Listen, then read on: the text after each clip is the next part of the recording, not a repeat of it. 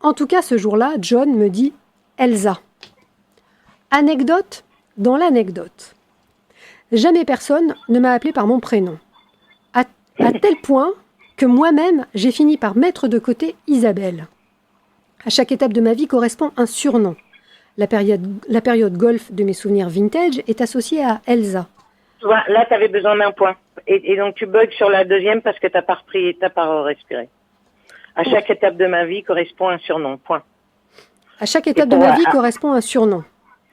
La période golf de mes souvenirs vintage est associée à Elsa. À l'époque, il faut dire que je ressemble comme un sosie à la chanteuse Elsa. Dans la rue, on m'arrête, on me demande des autographes. Les caissières des supermarchés, les clients dans les magasins.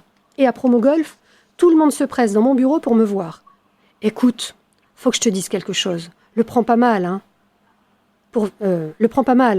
Mais tu ressembles vachement à Elsa. Pour vérifier, il m'arrive de réserver au nom de la chanteuse une table au Bouddha Bar ou au Barfly, au Bellagio, au Bus Palladium. Oui, parce que j'ai peut-être raté le Taouné, mais désormais, aucune discothèque, aucune boule à facettes ne me résiste. À chaque fois, la personne que j'ai en ligne ne me résiste. Point. À chaque fois, la personne que j'ai en ligne s'informe. Elsa, la chanteuse ?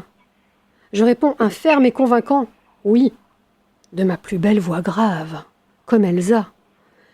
Lorsque nous arrivons, on nous accueille au carré VIP. On me tend un calepin que je signe. Non, tu vois, non, t'as bugué et tu chantes. Elsa, la chanteuse ? Je réponds un ferme et convaincant « Oui », de ma plus belle voix grave. Lorsque nous arrivons, on nous accueille en carré VIP. On me tend un calepin que je signe volontiers, tout sourire, à côté de la dédicace de Vanessa Paradis. On nous offre le champagne. De chanter. Ah ouais, d'accord. Je l'entends. Ouais. Ouais. Lorsque nous arrivons, on nous accueille en carré VIP. On me tend un calepin que je signe volontiers, tout sourire, à côté de la dédicace de Vanessa Paradis. On nous offre le champagne à la table la mieux placée, à la fois en retrait et au-dessus de la piste de danse. Cette combine a fonctionné plusieurs années. Merveilleuse source de réjouissance. Et puis, j'ai fini par ne plus ressembler à Elsa, dont la présence sur les écrans et dans la presse s'est faite plus discrète. De cette époque, il me reste ces souvenirs vintage et quelques articles de la presse spécialisée golf, dans lesquels les journalistes me présentent comme Elsa, la fille au potentiel. Parfois avec, la plupart du temps sans nom de famille. Comme si ce prénom se suffisait à lui seul. J'ai 20 ans donc. Comme Elsa, je porte un jean Levi's 501 taille haute, bandana à la ceinture et Converse aux pieds. Parfois mes Stan Smith. Cheveux bouclés indociles. Ah, merci. Mais je l'aurais accepté, tu vois.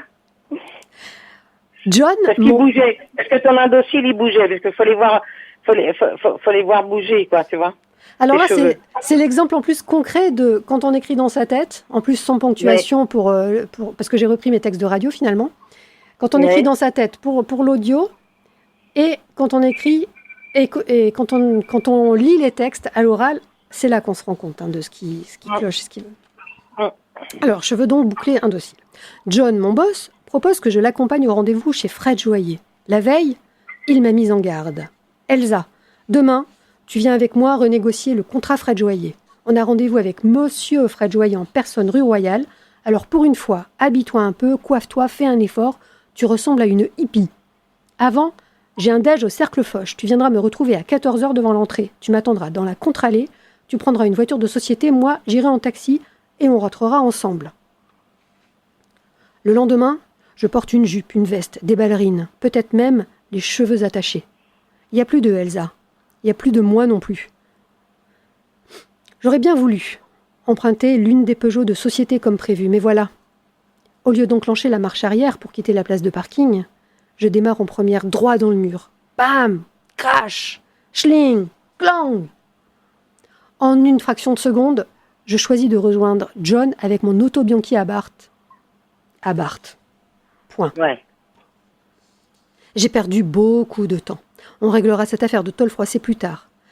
Je me gare dans la contre-allée de l'avenue Foch. C'est la première fois que je me rends dans ce quartier à la fois huppé et louche.